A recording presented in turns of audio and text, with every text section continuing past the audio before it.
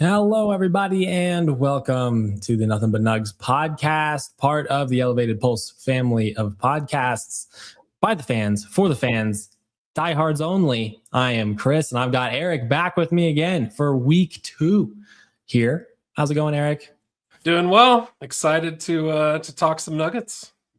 Yeah, and I mean, it's again a heck of a time to be talking about them. Very interesting first week of the Timberwolves series, and we're going to dive right on into it on this episode. But of course, if you are watching this for the first time, thank you for hopping on this podcast with us. We hope you enjoy the content and the discussion. Just go ahead and give us a like if you like the content. Give us some comments if you think our takes are a little bit out there. Whatever it might be, we'd love to hear from you. But with that said, let's go ahead and dive right on into today's discussion. So obviously, the Nuggets have played 3 games so far in their first round series against the Minnesota Timberwolves. And, they find themselves in a very interesting predicament. All right, down in this series 2-1. Solid game 1, all things considered. Game 2 did not go the way they anticipated. They had a nearly 20-point lead at one point in that game, and it completely evaporated. Then they headed out to Minnesota for game 3, and it was even worse than the game 2 situation. And so, my, oh my, do we have a lot to talk about on today's episode. But we're going to frame today's discussion in a different, more unique format today. You see the question of this video: have the first 3 games set the stage for a Nuggets takeover? Some of you might think we're a little bit crazy. Some of you might be genuinely supportive of that perspective. But here we go. We're going to lay out 2 different perspectives for you tonight. Eric might not be as bullish on the Nuggets at this point in the series, down 2-1. I'm going to make the case, in alignment with my prediction last week, why I think the Nuggets are right exactly where they, quote unquote, want to be at this point in time. We got 2 very fun discussions, 2 very fun arguments that we're going to lay out for you. Hopefully you enjoyed this discussion, and we'd love to know which side of this argument you come down on at the end of this episode. So drop that in the comments at that point in time. But with that said, Eric, lay us out the case. Have the first 3 games set the stage for a Nuggets takeover in this series? Yeah, Chris, I don't see it. I really don't. The Nuggets haven't played well since the first quarter of the second game, honestly. They had that 20-point lead. They saw it evaporate, and you almost got a sense of, I don't want to say it was their heart was pulled out, but that took a lot of wind out of their sails, at least from what I saw and what I was watching.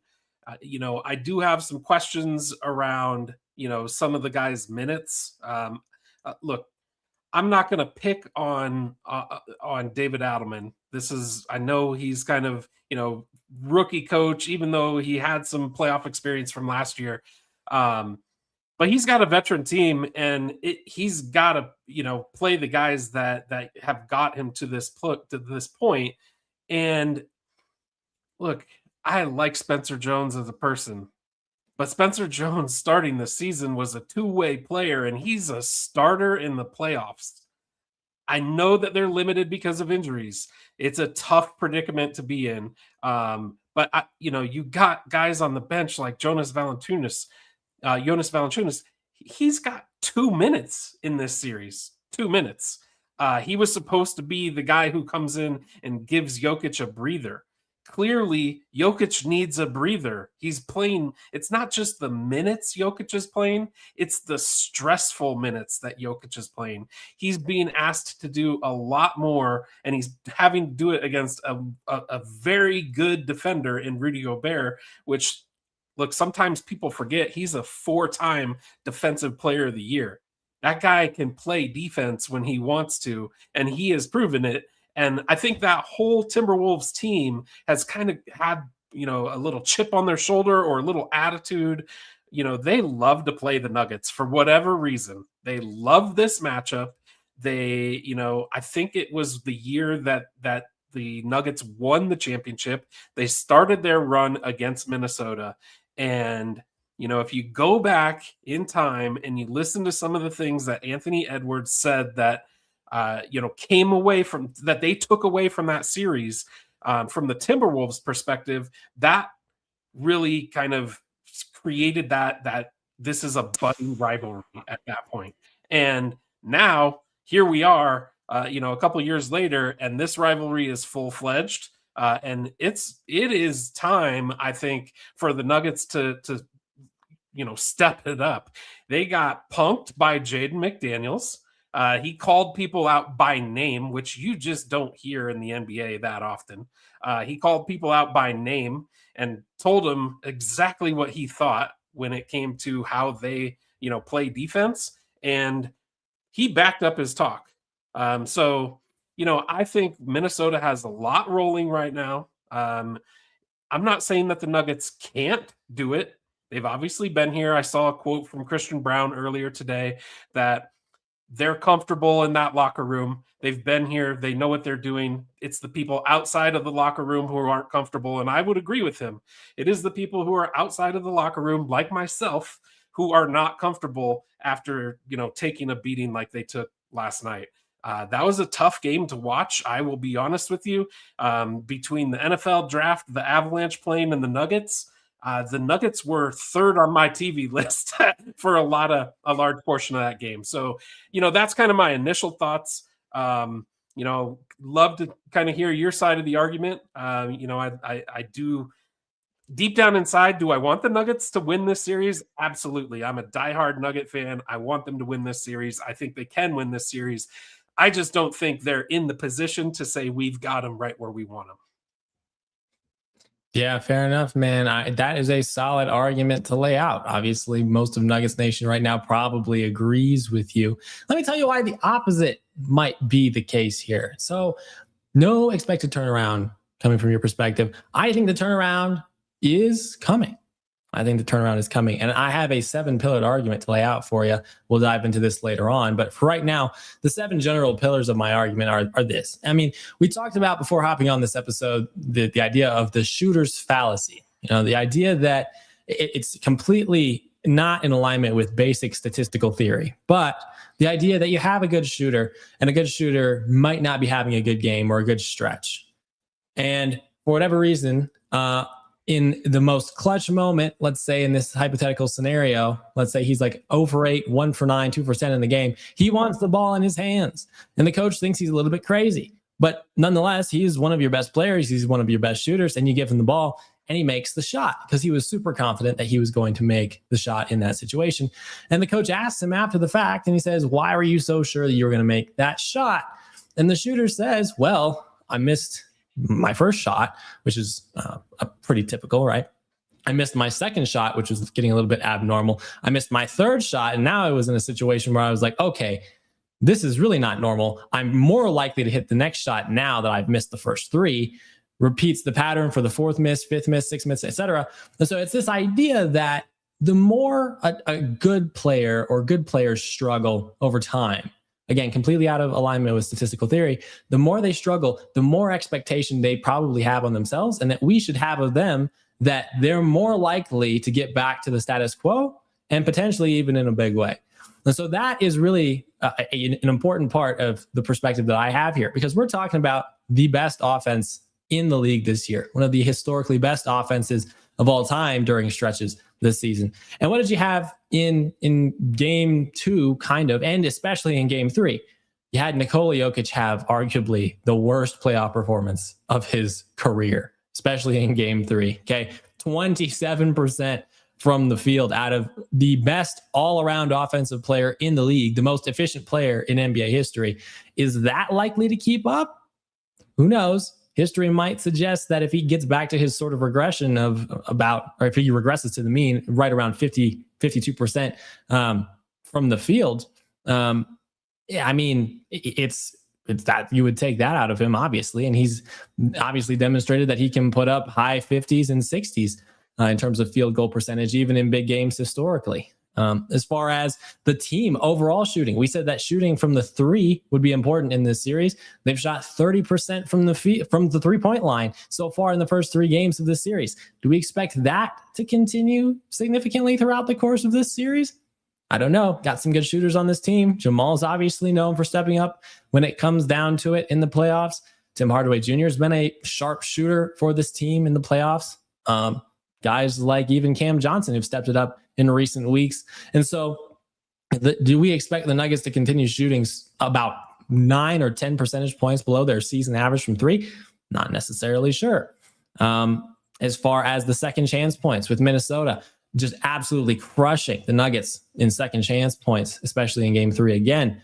You have to figure if Aaron Gordon is able to come back for the rest of the series, and it seems like that's the expectation, which is why he sat out game 3. You do have the ability to get back to fighting for those rebounds. Aaron Gordon is arguably your best offensive rebounder. Not having him is really, really not a good situation for you to find yourself in against a larger Minnesota team, assuming he plays in game 4 and assuming Valanciunas gets some more rotational minutes, which he really does need to have. I think those second chance points could get cut down.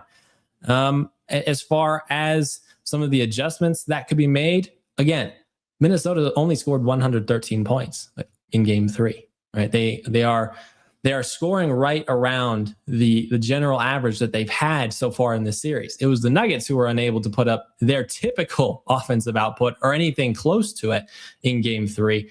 And I mean, it seems like that's the relatively easier fix for them to make. Get back to playing the very highly physical, active offense that we know that they can play because they've demonstrated it before. And so all of these things combined, it feels like the Nuggets are kind of just not playing up to their typical standard. Minnesota is playing at their typical standard. We're not getting anything incredibly excellent from them necessarily, maybe a little bit more on the defensive end. But all things considered, if the Nuggets can just put together some better offensive rotations and get into their sets and play with a little bit more physicality on offense, they can create some better looking shots. They can take some of that pressure off of Jokic. And I think there's a good likelihood they not only win game 4 tomorrow, but go on to win this series in 7. So that's my general thought as to why the Nuggets should be able to come back and beat the Minnesota Timberwolves. But let's dive into your argument a little bit. You mentioned rotations briefly. Tell us specifically what you think the rotations are currently missing and what changes you think that they should make, that Coach Adelman and the coaching staff should make. Yeah, so I'll start out by saying, well, first, I don't know if this is breaking news. I saw it about an hour before the podcast started. They did announce Aaron Gordon out for game 4. So that's a bummer. Obviously, that creates a hole for us that we're going to have to fill. But digging into the rotation, so we got to see... Sometimes it's be careful what you ask for, right? Because I said after game 2, the guys who are, who are hurting the Nuggets were DeSumo and guys like Bones Highland coming off the bench. I know Bones didn't have like a great offensive game in game 2. He was a little better in game 3. But if your thought is, okay, we're going to put Spencer Jones on those kinds of guys to guard them, that's just that's a recipe for failure. Spencer Jones is the guy who can play a little bit stronger, play with the Julius Randles of the world down underneath maybe a little bit. I'm talking on the defensive end. Even maybe McDaniels, but he's not he's not quick enough to handle a guard that's dribbling the ball. I was disappointed that we saw no Julian Strawther in the first 2 games really. That's what I'm saying. It's be careful what you ask for, because we saw Strawther last night and he didn't do what I had hoped he would do, at least certainly not from the offensive side. But I felt like he played, he's just quicker. Now, my theory goes out the window when you see what DeSumo did last night when he came off the bench and, scored 25 points and had 9 assists and, essentially took the game away from a bench standpoint from the Nuggets. But my biggest issue has been around Valanciunas. We talked about it last week that the Timberwolves are a big physical team. They're going to play a physical style of defense, whether that's Gobert, whether that's Julius Randle, even the guards, they're DiVincenzo, they're very physical. That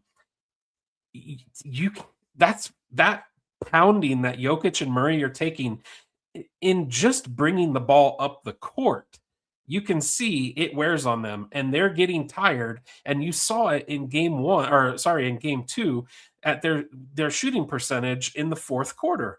Those shots, I think everybody in Nuggets Nation was just waiting for Jamal Murray or Jokic or Nikola Jokic to hit one of those shots late in the game. What did you see happen? Jokic deferred to Christian Brown. I didn't expect that. When it came to crunch time shot, I thought, okay, that's a shot Jokic shoots 10 times out of 10. Then we get the ball back. I think we're down 3, if I'm not mistaken, maybe down 4. I can't remember the exact scenario, but Jamal comes down and he shoots, I'll call it roughly an 18-foot jump shot with 10 to 12 seconds left on the clock. Now I get it. We're trying to get a basket up to create a foul, to stop the clock, have them shoot free throws and kind of play that free throw game. But he missed that shot. And then it was ultimately, they got the board and DiVincenzo dunked it to end the game. But those are shots that we are used to seeing them hit. And I know you just kind of talked about, the law of averages and statistically, we're just not going to usually see Jokic have an all-time terrible game, Jamal Murray have, an all-time terrible game on the same night. Where I look at it is you've got to give a lot of credit to Minnesota and their coaching staff and the players to find that, that whatever it is, to find that little niche that really disrupts everything from the get-go. When they put pressure on the ball, it doesn't matter who's bringing the ball up for the Nuggets. Jamal Murray, Bruce Brown, Jokic, even when Gordon was playing and was bringing the ball up, they always had a guy pressuring the ball coming up. The Nuggets couldn't ever get into their offense. You could see Gobert playing Jokic at the top of the key.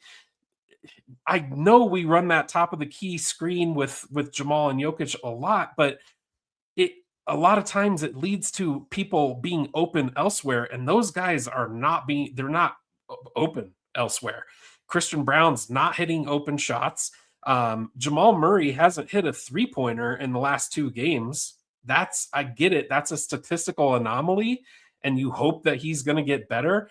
But to me, the credit is more on what Minnesota is doing defensively to stop the Nuggets versus us just having bad games. I think when it comes to shot making, yes, these guys are all-stars. Jokic and Murray, they're all-stars. You don't expect them to have night in and night out, bad game after bad game. I mean, like you said, I think statistically, the game last night was Jokic's worst statistical playoff game that he's had in his career. 27% shooting from the floor. I think he was 7 for 26. That's obviously not going to get it done. Coming into game 3, what I liked about the Nuggets to start the game, Jokic was shooting the ball. My issue with him in the first half of I think it was game 2, I think he only had like 3 or 4 shots in the first half. And if Jokic is only going to play a half of basketball where he shoots the ball on offense, that's not a good recipe for the Nuggets. And the reason for that, the reason he wasn't getting those shots up is because he had a defender in his face. He wasn't able to get to the spot on the floor that he likes to get the ball and to shoot the ball. And to make matters worse, when he would pass, we weren't knocking down the open shot. So that compounded the problem. And for the Nuggets, I think those are things that they're going to have to fix. Unfortunately, it doesn't look like, at least for game 4, it doesn't look like Aaron Gordon's walking through that door. It doesn't look like Peyton Watson is going to be walking through that door. So they're going to have to find something internal that they're going to be able to count on, whether that's a Julian Strother game, whether that's a Jamal Murray game, whether that's a Christian Brown game, a Cam Johnson game, or the old reliable, hopefully Jokic can turn it around. Look, the guy shot close to 60% in the regular season. So a 30% game, under 30% game, I think is an anomaly, but They can't just all have off nights on the same night.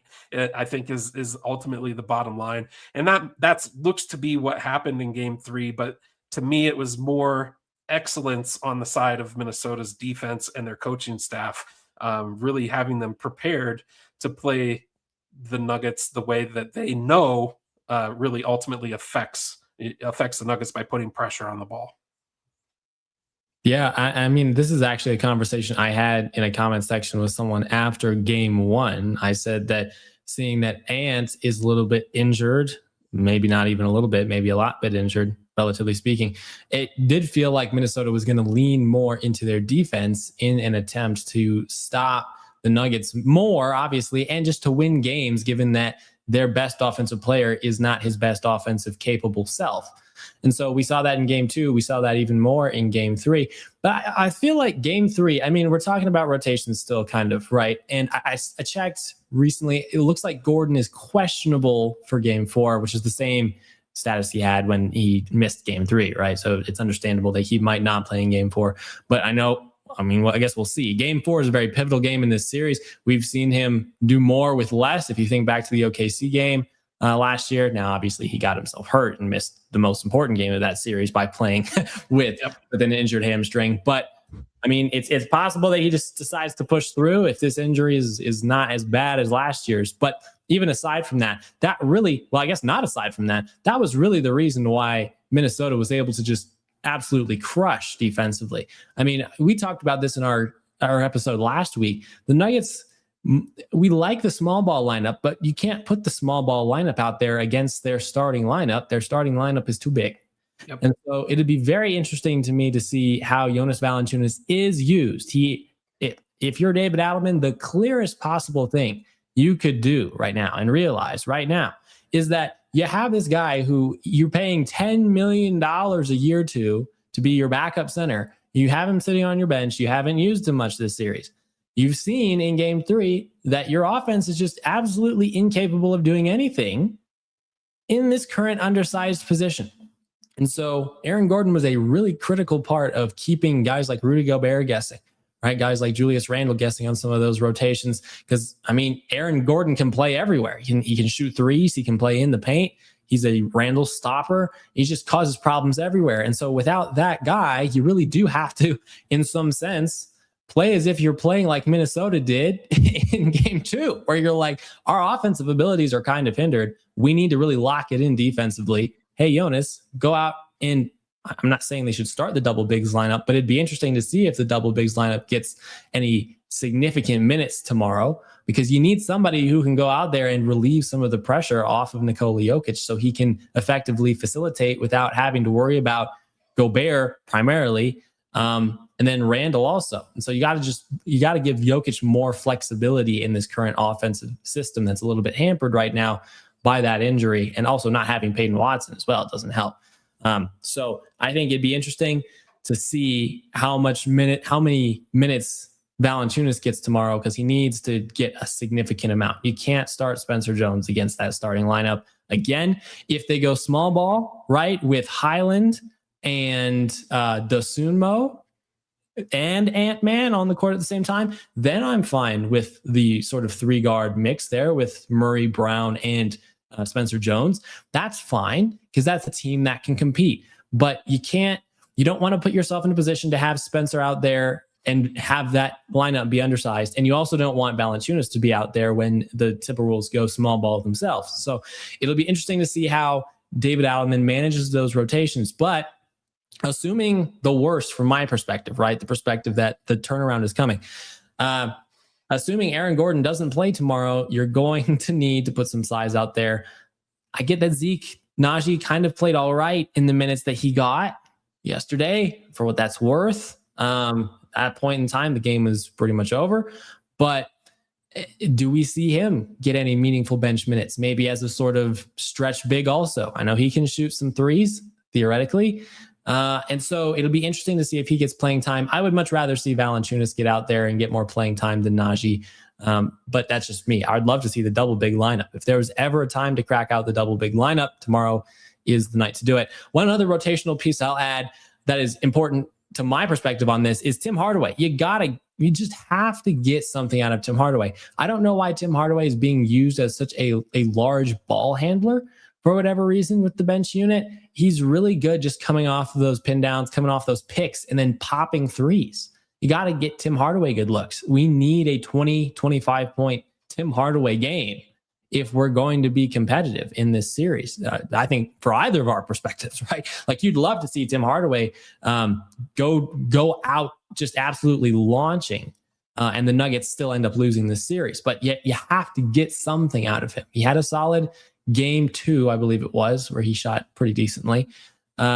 But you just have to do that. You got to get Tim Hardaway activated. You got to get him back in his normal rhythm coming off of actions. That also kind of alleviates some pressure from Joker too, right? Because if you can get Tim Hardaway going with those actions, now Joker has a little bit less pressure on him when he decides to post up Rudy Gobert, because they have to be concerned about a kick out, a legitimate kick out threat.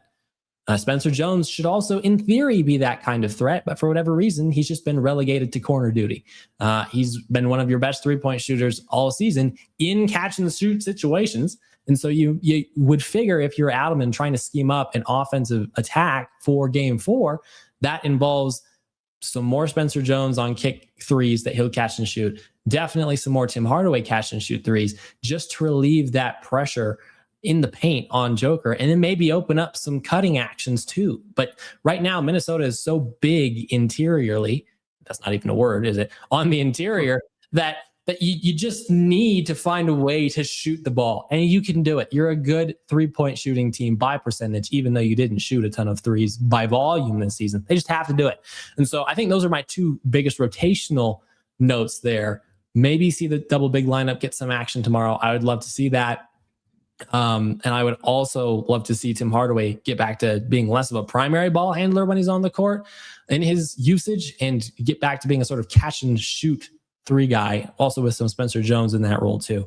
But I guess we'll see as far as the rotations go.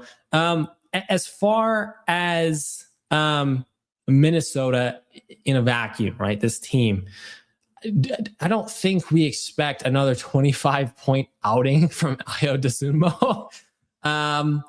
And so for that reason, I mean, are there any other guys out there that the Nuggets really just have to neutralize, besides obviously like Ant-Man and Julius Randle, right? Are there other role players that you really think the Nuggets need to really prioritize, either offensively or defensively, and just go at? Maybe on the offensive end, get them in foul trouble. On the defensive end, really make sure that they're not letting them slip out of the defensive eye. Are there any guys like that stand out to you right now for Minnesota? I mean, that's a great question, and it's a difficult one to answer because, nobody counted on Dosunmu coming in and doing what he did. That primarily can't happen. You can't have a guy who averages, 7 or 8 points a game come in and drop 20, 25, and 9 on you and expect that, that's going to be okay. So that's first and foremost, we need that off of our bench. We can't let that happen off of their bench. In the comments, DiVincenzo, I would say between him and McDaniels, those 2 guys are the guys who we've got to attack. Now, it's hard to attack them. Why? Because McDaniels plays such an aggressive style of defense where Jamal Murray has no room to operate. You see it out there. He is locked up from the second he crosses half court to anytime he moves. He's got him essentially in his jersey. But you asked, is there, if we can pick up, go at somebody and maybe get them in foul trouble, I think he's kind of the head of the snake, to be honest with you. If we can get it to where Jamal kind of has some freedom and ability to move with or without the ball, and be able to find those open shots and gain some confidence with Jamal. It's not just Jamal, with any shooter. When you see the ball go in, you gain confidence pretty quickly. That's something that the Nuggets haven't seen happen, especially Jamal and Jokic in the last game and a half. They haven't seen the ball go in very much. So it becomes more and more difficult when you see every shot rim out. And confidence is kind of one of those weird things, and especially in the NBA, you got guys who they do this for a living. They shoot literally thousands of shots on their off days, and they are able to, if it were you or I versus them out there playing a pickup game, they're not going to miss a shot, right?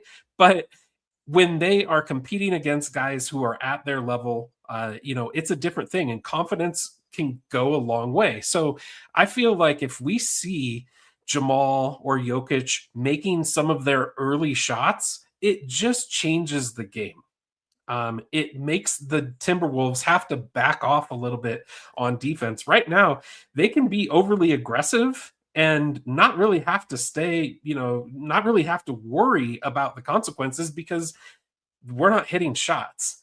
Now, the other thing with DiVincenzo, we've got to do a better job at staying on him. He finds his way. He's able to find those open spots, and most of the time, I don't know what his shooting percentage is in this series. I didn't look it up, but he's been pretty knocked down. When he gets that open shot, he's hitting it, and that's a guy who we've got to make sure. It's not.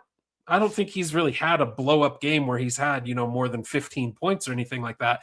Sometimes it's not the amount of points that he gets, it's the timing of the points that he's scoring.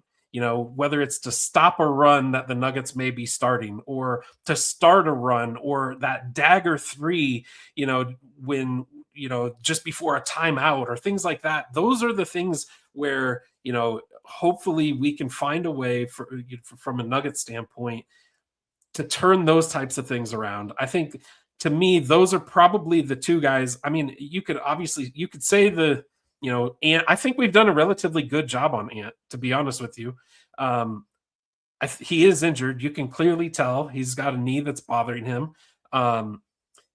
Gobert, I think, one of the games he had 19 points, which I think that's kind of an anomaly. He's not going to be a guy who scores 20 points a game, but he kind of is in that same sense. He's going to score. If he scores 10 points, you got to make sure that those 10 points he scores aren't impactful points, because there's a difference between just scoring a layup, in the first quarter versus having impact points in the crunch time. And I think, to me, it's really those two main guys, DiVincenzo and McDaniels. Those are that's, like I said, that's the head of the snake. And if you can stop it at those two guys, it just alleviates that pressure that you were talking about from Murray and Jokic's standpoints. Mm-hmm. Yep. And I'm going to completely agree with you. And I'm going to address the opposite side of that issue then too. So on the offensive end for us attacking them, it is super critical that those are two guys that you get in foul trouble pretty early.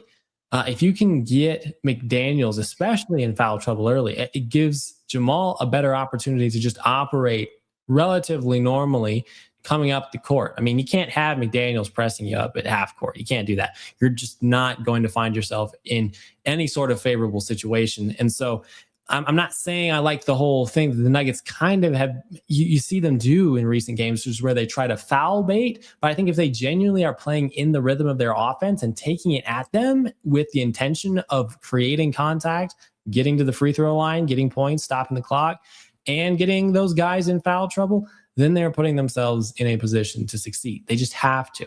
That's another thing we talked about last week too.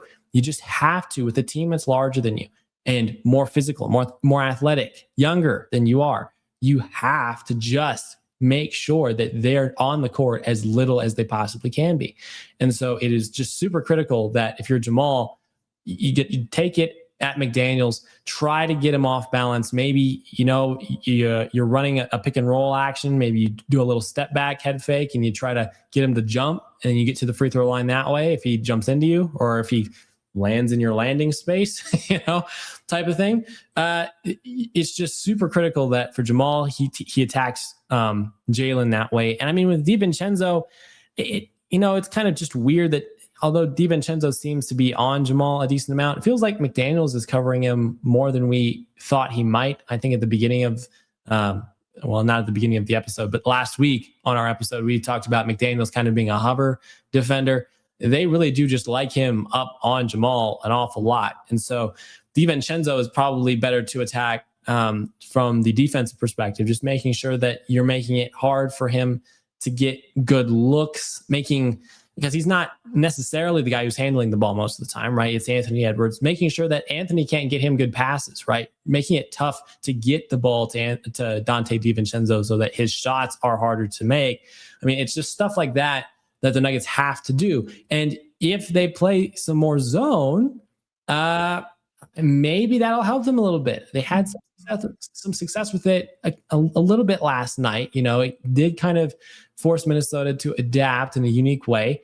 It's not been incredible historically this season when they use the zone, but it's worth just doing that so you can take away some of those passing lanes, or at least create harder passing lanes to get the ball to a guy like DiVincenzo in that type of situation. In the comments, we have someone also saying the same thing with Gobert. If we can get Gobert in foul trouble, it opens up a lot of opportunities for people like CB and Cam Johnson and Bruce Brown to attack the paint and drive. Yes, especially Christian Brown from three, right? It feels like Christian Brown has actually shot the ball pretty decently from deep when he's gotten some decent looks. And so, I mean, it comes back to just creating opportunities for Jokic to attack Gobert in the least stressful way possible. It would be harder without Aaron Gordon, but assuming you don't have Aaron Gordon, I mean, there are schematic ways I think that they could get around that and just give Joker an opportunity to take it at Gobert. It was kind of strange that obviously to start the game yesterday, Jokic took like the first 5 shots of the game, I think, right? That's not something we've really seen. And so personally, I'm a bigger fan of Jokic starting as the distributor and getting everyone else going. And then when he needs to, he just takes it right at Gobert. But I mean, if he comes out kind of like he did yesterday because he feels like he needs to get back in a rhythm with scoring, I don't see any reason why he couldn't be aggressive and take it right at Gobert and stop kind of with the cute little fadeaway shots and the little floaters. I think he just needs to kind of just take it right at him and get him in foul trouble. So I completely agree with this take. This is going to be very critical for the Nuggets. If they can get these critical guys who are giving them fits defensively in foul trouble, kind of like they were doing in game 1, then they put themselves in a much better position to succeed. And so, yeah, as far as those role players are concerned, I completely agree with you. DiVincenzo and McDaniels in different ways, take away one offensively, take away one defensively. I think that will be very important for the Nuggets if they're going to truly turn this series around. As far as other aspects of this series, are there any other things that you're looking at that kind of just stand out to you as maybe things that have gone under the radar that might be important if the Nuggets are going to turn this series around? I mean, to me, I think ball movement has always been the key to the Nuggets offense. It's been a lot of stagnant, a lot of one-on-one dribbling. And I've played basketball. I've had kids that played basketball. I've coached basketball. You cannot win against a good defensive team by playing one-on-one offense. You have to move the ball. And the Nuggets have had a lot of stagnant offense where, unfortunately, you see a lot of guys kind of looking at Joker or Jamal and saying they're going to do it, and I feel like that is something you kind of need. The commenter is right. You need like a Christian Brown or you need a Cam Johnson to step up and have a game. I do think that, you're right with Christian Brown as far as him being able to shoot from 3. But, where I think his game really excels is he's, I don't know his exact stats this year, but I know he's very good in the fast break. He's usually a very good transition player. We get the ball out, we get the ball up court quickly, and usually you find him cutting to the rim and finishing. We haven't seen a whole lot of that really since the second quarter or since the first quarter of game 2. I think that's one of the things it goes under the radar, not under the radar, but you just get used to the flow of the game. You get used to that slower pace, and that's what Minnesota's done is they've really slowed the game down. I've been pleasantly surprised I don't know if surprised is a great word, but I've been okay with, we've seemingly taken relatively good care of the ball. I know there's spurts here and there where we're turning the ball over, but it's more our shot making and our efficiency, which is a weird thing to say because this was by far and away the most efficient team in the NBA all season. And so you have to think, if I'm looking at it through your lens, you have to think that that's more of an anomaly and that's going to change. Whereas for me, I kind of look at it from, the tip of the cap to Minnesota. What's going to change from Minnesota's standpoint? What are they going to be? What are the Nuggets going to do that's going to force Minnesota to play them differently? And I think it all starts with moving the ball. That's a huge piece. And, sometimes it's as simple as, we all ran it when we played, like AYL basketball, like the 3-man weave. I'm not saying they go out there and run a 3-man weave when they bring the ball up the court, but those are the kinds of things that they need to be doing, is working that passing, even bringing the ball up the court, because you can't just let Murray get banged on by McDaniels as he brings the ball up the court, and he's not getting the ball across half court until 6-7 seconds. And then you're late to get into your offensive set, and it starts everything off on the wrong foot. So the Nuggets have to find a way to move the ball better, whether that's setting screens, whether that's moving off the ball better. But that's, to me, something that's kind of gone a little bit under the radar. That just hasn't been discussed enough is ball movement. Yeah, that's a fantastic point to bring up. Ball movement is super critical for sure. And to that point, when you're thinking about passes too, I mean, occasionally the Nuggets get caught making these sort of long cross-court passes. They got to stay connected. They're playing best when their passes are short and quick, and where guys are moving around each other, not just moving even in general. And so they really just need to reconnect as well, in addition to maximizing that passing ability. Very, very interesting to see if they'll be able to do that. I mean, this is something that they've kind of struggled with over the last few years also. It's just the case that when they're out of sync offensively, they get caught making lazier passes or handling the ball for too long, maybe not even making any passes at all on certain offensive possessions. And so they really do just need to get back to being connected offensively, running their little actions around, where they give the ball off to someone who's going to come back around and make a cut, handle the ball into the middle of the court, make a pass, kick out, whatever it is. That is the Denver Nuggets offense. And so they really need to get back to doing that. So great point about the passing. We got a few comments here as well in the meantime. Yeah, agreed. Okay, Joker should run the offense first and then look for his shots. It puts the Nuggets on their heels. It puts probably the Timberwolves on their heels. Yep. T-Wolves on their heels from the very beginning. Yeah, it does. That's what I said. I agree. I do. I like it when Joker gets everyone else involved first, because you need the supporting cast to play well. Okay, Joker didn't have a great game last night, but I think, like we've mentioned already, scoring 11 points in the first quarter is just going to doom you. You can't make 3 shots in the first quarter and expect to be competitive for the rest of that game. And so it wasn't just an issue that Joker wasn't making shots. It was just no one else was. And maybe that was on him a little bit for trying to come out early in this game and to just take so many shots to get in a rhythm offensively at the outset, because he'd been criticized for passing up that last shot at the end of game 2, that he just ended up sinking the rest of the offensive rhythm. And so I agree. I think Joker should run the offense first. Another comment here. CB is an amazing transition player, so we can get some good looks for him and up our pace while still being careful not to be sloppy and throw turnovers. That would be a huge X factor. Yeah, and that really starts with the rebounding, right? And so that's why you got to get Valanciunas out there so you can get in transition and run the fast break effectively, because that is definitely something that was missing from game 3. We got to get Christian Braun in those positions to be making those breakaway layups, those breakaway dunks. They're not just big in terms of points scored, but they're also big for the momentum of the game too, especially if he throws one down. So yeah, absolutely an X factor there. Another comment, no, Joker taking too many shots puts the okay. I gotcha. I see. Yes.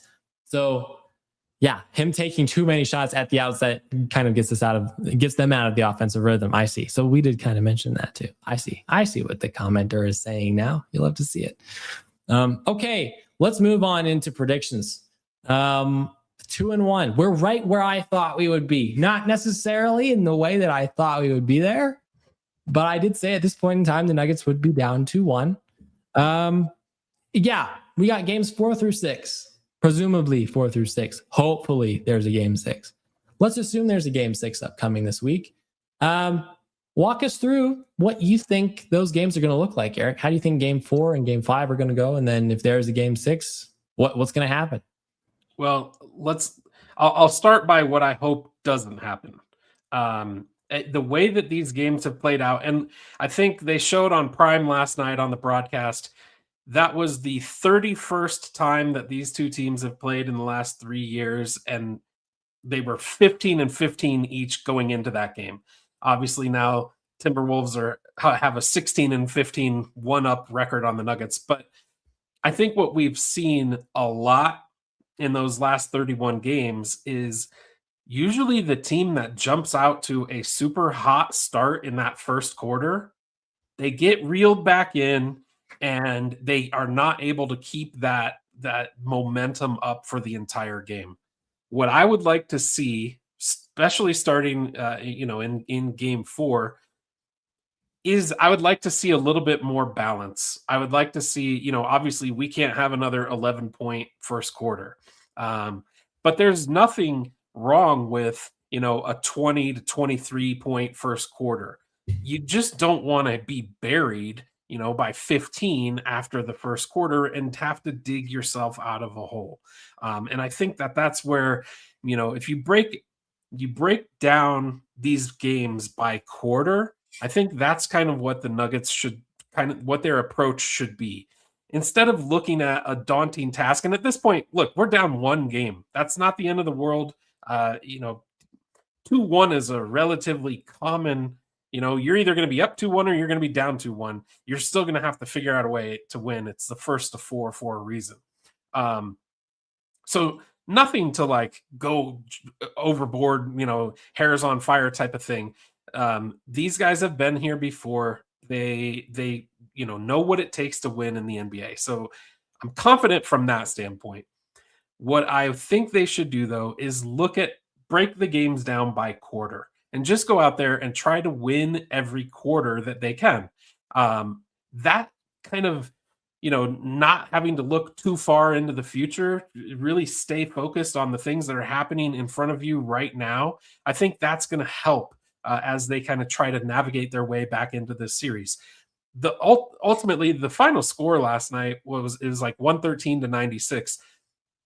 On paper, that doesn't sound so bad, but the people that watched that game, you were scratching your eyes out because that game hurt to watch. That was not a good watch. It was not fun to watch. It was way worse than that score indicated. You really don't want to see Minnesota carry over momentum. So I was pleasantly, pleased, I guess, that we kind of narrowed it down a little bit in that fourth quarter. I know it was a lot of bench players. It was that Zeke Najee's and the Julian Strothers kind of, we'll call it garbage time. But in the NBA playoffs, I don't know that there's such thing as garbage time because you're trying to win a championship.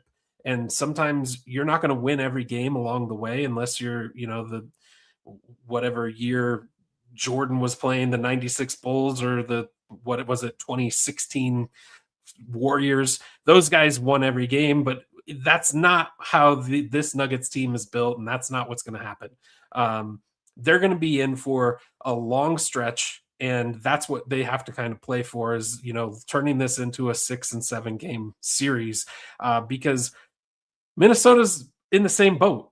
They know who they're playing. They're very familiar with one another, and each team knows each other's tendencies. We've all seen the clip where Ant-Man was talking about how it was insane that Jokic was calling their play while they were running their play. That's how well these two teams know each other. And so it's going to take, focus and really trying to be determined to not let that game get away in the first quarter, because when you're on the road, if it gets away from you in the first quarter, it's really difficult to fight your way back. And that's where it's kind of hats off to the Timberwolves. They did that here in Denver. So that should just be proof for the Nuggets that it is possible. If you do get put in a hole, you can dig your way back and you can, find a way to victory. But I think, kind of what they need to do is try to get some space for Jamal, try to get Joker, to see some shots go in early, to get the ball movement, to get the, maybe a dunk by Christian Brown, maybe an open 3-pointer by Cam Johnson, to get that confidence going, because confidence, like I said earlier, is one of those tricky things. It comes and it goes in the NBA. And when you have it, it's like a magical bean, when you have that confidence, you're going to step up and you're going to hit shots that maybe you weren't hitting in the previous games. The good news for the Nuggets is we've yet to see a super explosive game from Minnesota. Our defense has done a pretty good job. So it's really just fixing those things on offense that I think that they can do and get themselves back in the series. So, I would really like to see the Nuggets win game 4, and then at that point, we've got a series because both teams have won on the other team's home court. I'm not saying we don't have a series right now. It feels like a series, but if the Nuggets can win tomorrow night, kind of in prime time, get their swagger back, I think that's going to go a long way into kind of building into what they need to do in games 5 and hopefully 6 and, potentially game 7 if we get there as well. Yeah. Yeah. I love it, man. You love to see it. To the point about the quarters and the quarter emphasis, as far as them focusing during the game, it's interesting that during the times where they seem to have played best this year, it feels like this is the rhythm. Feels like they come out of the game pretty strong, usually within 5 or so points, either up or down. Then they bring the bench in, and the bench kind of just surrenders an awful lot of that momentum. Probably late into the second quarter. Then the starters come back in. Obviously, it's the playoffs, so this is going to be a little bit different. But then the starters come back in, and the starters get it back to within that sort of 5 or so point range going into halftime. Then the third quarter, they come out, they make their adjustments, and they just hammer. The third quarter is huge for the Nuggets if they're going to be successful. This year, they have been a really good third quarter team. They have to be an excellent team in the third quarter if they're going to be able to compete. And then the fourth quarter, usually since the third quarter goes so well, they just need to hold on to their lead in the fourth quarter. Although they had been playing as one of the better clutch teams in the NBA at the end of the regular season, although a lot of those games were against a little bit weaker competition. So I guess we'll see how their thematic sort of rhythm of play goes in game 4. But I think that's what they kind of need to get back to. So whatever those rotations end up being, whoever ends up being out there on the court with whatever certain matchups based on whatever the Timberwolves throw out there, it'll really just have to align with that rhythm so the Nuggets can maximize their ability to keep their momentum and just kind of play the way they've been playing this season, especially when they've been playing well. So that'll be important for them. I don't really have any other takeaways. I think we've covered pretty much everything that there is to cover about this last week and this upcoming next few games. As far as game 4, I'm going to stick to my current prediction, the prediction I made last week. I think the Nuggets win game 4. I don't think I made a specific prediction about the score in that game, although I did say it would be another pretty close one, probably within 5 points. And so I'm going to stick to that. I think that it probably doesn't exceed 115 in scoring in game 4. And I think the Nuggets win by about 5 points. So that'll be my prediction for game 4. For game 5, they're going to come back home. They're going to win game 5. I think they'll win game 5 by maybe 10 or so. I think they'll figure it out. They'll get their momentum back. Game 5 is a 10-point win. Maybe we see upper 110s again from the Nuggets in that win. Maybe it looks a little bit like game 1. Then they go back to Minnesota. Minnesota in game 6, that'll be a win for Minnesota, probably by 10 or so, maybe 15. Then it'll come down to game 7 again. I'm going to say the Nuggets win game 7. I'm going to say the Nuggets win game 7 probably in close fashion, probably within 10 points. But I do think the Nuggets win in 7. And that might be with or without Aaron Gordon. Obviously, with Aaron Gordon would be better. We need AG back or it's over. It looks that way, especially if Valanciunas doesn't find his way into the rotation. They're just not going to be able to compete. They're not big enough. And if they can't start shooting the ball better, they're just going to be completely torched again, like they were in game 3. So I'm really anticipating either Aaron plays in game 4 or Valanciunas gets a significant amount more minutes, because it's going to have to be either or ideally both if the Nuggets are going to compete with the size of Minnesota. This other commenter agrees. We need AG to win versus these guys. Yeah, that makes sense. It just does. You need the size, right? Like we've said multiple times on this show. 112-105 Nuggets for game 4. That is a perspective I can get behind. I like that. I'm going to go 109-106. That'll be my actual game prediction for game 4. So yeah, we'll see how it goes. But I mean, any other closing thoughts for this episode, my friend? The one thing I always told my kids when we were playing, your number one ability is availability. And I agree with all the comments around Aaron Gordon. We need him available if the Nuggets want to make a run. Even forget about just this series. If we want to talk about a championship, type of team, they're not going to get there without Aaron Gordon. That's for sure. So hopefully we do see him available, and I can definitely get back on board with the Nuggets. It was just some things that I saw that I think we need to make some tweaks here and there, but. Look, this team is good enough to do it. So it'll be exciting tomorrow. I think everybody will be locked to their TVs, come 6:30 tomorrow afternoon. Absolutely. Yes, they will. And I mean, we've been saying since the beginning of this season, the Nuggets can win the championship this season if they stay healthy. And unfortunately, that's the one thing they haven't done yet. But I'm not giving up hope yet. I'm not going to give up hope. We will see how it goes. But thank you for another amazing discussion with me tonight, Eric. It was good to have you back. And thank you to everyone who listened to this episode and commented in our comment section. We appreciate the viewership. We appreciate the listenership. And until next Friday, have a fantastic week. Go Nuggets. Hopefully they can pull out 2 of the next 3 games that they play. And hopefully we're making game 7 predictions this time next week. So till then, take care and peace out. Go Nuggets.